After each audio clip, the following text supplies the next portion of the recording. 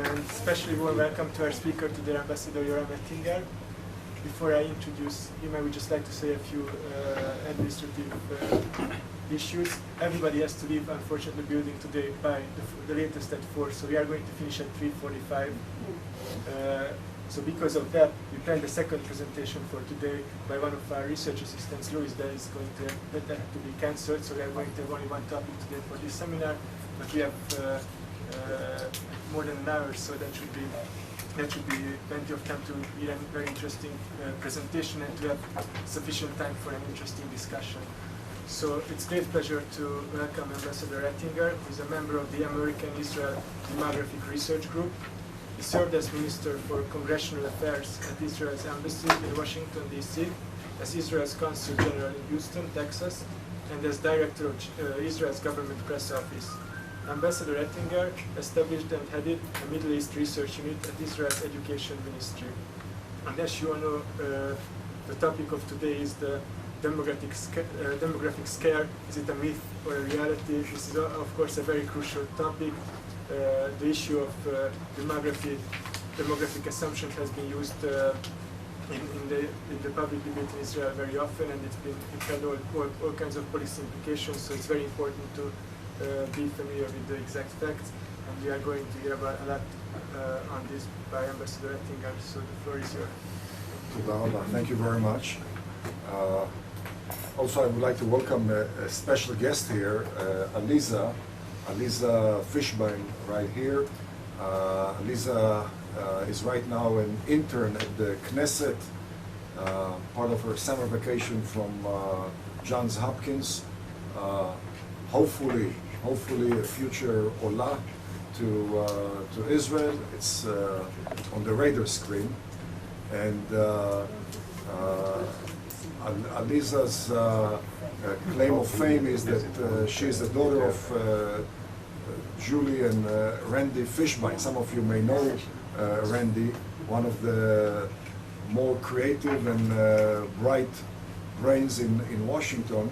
And those of you who are familiar with Senator Daniel Inouye, the _1 righteous Gentile on Capitol Hill, the #1 pro-Israel senator ever since 1948, many of the legislation which has accorded Daniel Inouye well-deserved credit have been aware the brainchild of Randy Fishbein. While he was taking care of Alisa, who couldn't sleep at night, he devised some brilliant ideas for legislative process on Capitol Hill.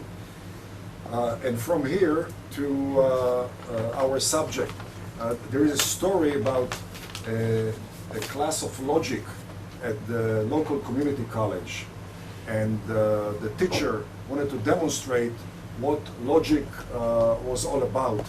And she presented a series of questions to one of the students. The first one was, do you own a lawn mower? And the student said, I do. The teacher said, logically speaking, one can assume that you do not live in an apartment, but rather in a house. And the student said, wow, that's great. Said, no, that's only the beginning, because if you own a lawnmower and you live in a house, why do you take care of the lawn? But if you have family, says, wow. I said, wait. If you own a lawnmower and you live in a house and you have family, why are you so concerned about the grass? But if you have children to play on the grass, I said, that's neat. I said, wait for the punchline. If you live in a house and you have a lawnmower and you have a family and you have bred children, the logical conclusion is that you are heterosexual. The guy is very excited, intrigued by this new revelation, logic, goes back home, calls his good friend who lives on the other side of town. And he says, Jack, you must come with me to this exciting class on logic. And Jack says, well, you know, I'm so busy. What is it, logic? What does it mean? He said, well, it's very easy. I'll pose to you a series of questions. Jack, do you own a lawnmower? Jack said, hell no. He well, in that case, the logical conclusion is you're homosexual. And too many people have employed this superficial, gullible, erroneous lawnmower logic when it comes to demographics, because supposedly, we all know, isn't it logical that Arabs multiply much faster than Jews? Isn't it logical that Jews are just another element in the Western world with its abysmal fertility, and the Arabs are an integral part of the Muslim world with its sturdy, robust fertility? Therefore, what's the big deal? Logically speaking, Jews are doomed to become minority between the Jordan River and the Mediterranean. What do we need to elaborate? Why do we need to discuss the issue? Well, reality is dramatically different. Almost the difference between certain candidates' statement on Jerusalem at the AIPAC conference and the clarification made a day or 2 days later. And our study, which was initiated and has been headed for the last 3.5 years by Bennett Zimmerman from Los Angeles, a mathematical genius whom I did not know until we started this research. Our study starts with the latest figures published by the Israeli Central Bureau of Statistics, the ICBS, and by the Palestinians. And as you can see, the latest figure for the Israeli Central Bureau of Statistics is December 96, 2.1 million Arabs, Gaza, Judea, and Samaria. 97, the Israeli government delivered an instruction to the ICBS, desist from dealing with Gaza, Judea, Samaria. I think personally outrageous, reckless, typical post-Oslo instruction, but the result has been that there are no Israeli figures for Gaza, Judea, Samaria beyond December 96. Nobody deals with it. Nobody is budgeted for that. The latest figure published by the Palestinians is 3.8 million for Gaza, Judea, Samaria, December 2007. Both of them cannot be accurate for a simple reason. In order to get from 2.1 to 3.8 in 11, 12 years, one has to assume that the growth rate for the population in Gaza and Judea, Samaria has been almost double the 10, 15 countries in the world which lead in their rate of population growth, according to the UN Population Division, which does not consider or does not rank Gaza, certainly not Judea, Samaria, as one of the top 10 countries in the world in their population growth rate.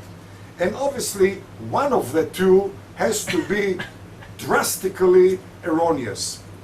The amazing thing is not that one of them is obviously drastically erroneous. The amazing thing is that until we came on board, nobody, and I emphasize again, nobody, certainly not Professors de la Pergola and Sofer, did not bother to examine that very, very challenging reality. But rather, they resorted to the very easy step.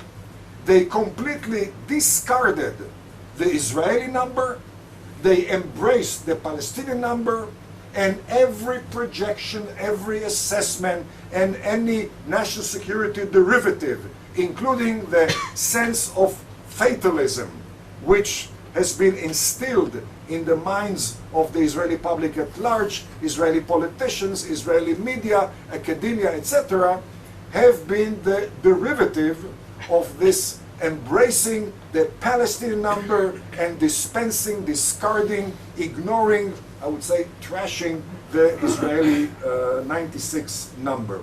We decided to undertake the role of auditors. Just like any CPA firm which audits financials, we decided to audit the population numbers and documents published by the Israelis and by the Palestinians. And the first step was to pay a visit to the website of the Palestinian Central Bureau of Statistics, the PCBS. And we found out through their website that their base number ever since 97 has been the 1997 population census. Even in the December 2007 population census, they indicate on their website, our base is the 1997 population census number, which was 2.78 million for Gaza and Judea Samaria. And we decided to do the first obvious thing, to audit this number. Does that number hold water? And we compared it, obviously, first of all, to the Israeli number. As we saw before, quite a gap between the December 96 Israeli number and the June 97 Palestinian number, a gap of some 650,000. But as we know from our own sources, our own scriptures, Al pi shnayim yakum davar, we need two sources to make up our mind, at least two sources, at least two witnesses. And we're looking for another source of documentation of demographics in Gaza, Judea, Samaria, and we identified the Palestinian Health Ministry. And strangely enough, on the same date, December 31st, 96, the two agencies which are absolutely independent of one another came up with a very, very similar number. Almost no difference between the ICBS and the Palestinian Ministry of Health. But both of them are substantially below the Palestinian Bureau of Statistics. Although we supposedly had the logical justification to determine which one is right and which ones are right and which one is wrong, we decided not to take the easy path here, but rather to accord the Palestinians a very lenient attitude, Beit Hillel, and we decided to further scrutinize, audit the gap between the Palestinian number and the Israeli Bureau of Statistics. And we started to slice that gap. And the first slice led us to a statement made by Abu Libde. Abu Libde was then the head of the Palestinian Bureau of Statistics, and in February 98, at the end of the first census, which has been the database for the Palestinian Bureau of Statistics, he made a statement. And the statement is self-explanatory. They also in fact count Palestinians who are overseas for over a year. Why is it so significant? It is significant because under global demographic standards, and in order to avoid double count and triple count of people who spend long time away from their own country of citizenship or regular residence, a decision has been made that for a person to stay away for a year and a day means to change the location of demographic count. A Hebrew U professor who goes for sabbatical to Yale University, after a year and a day, he is subtracted from the Israeli demographic count and is added to the Connecticut, New Haven demographic count. Israeli ambassador to Washington, Salai Meridor, is not part of Israeli demographics at this stage until he comes back. And the Israeli Bureau of Statistics, unlike many Bureau of Statistics, is very harsh about reintroduction because it takes 90 days for an Israeli Yored or defense expert or Aggie or diplomat or professor or just a tourist, 90 days after returning to Israel to be reintroduced into the demographic count. The PA has been an exception. Certainly no common denominator with Israel. We do not count the Yordim in the US, Canada, Australia. We do not count the students who study there. We do not count the diplomats who are there, etc., etc., etc. They do 325,000, they admit, by their own admission.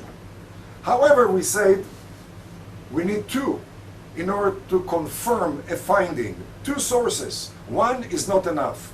We're looking for another source, which we found in the website of the Palestinian Bureau of Statistics, PCBS, Palestine Central Bureau of Statistics, and there we present a document which basically describes the methodology of the census.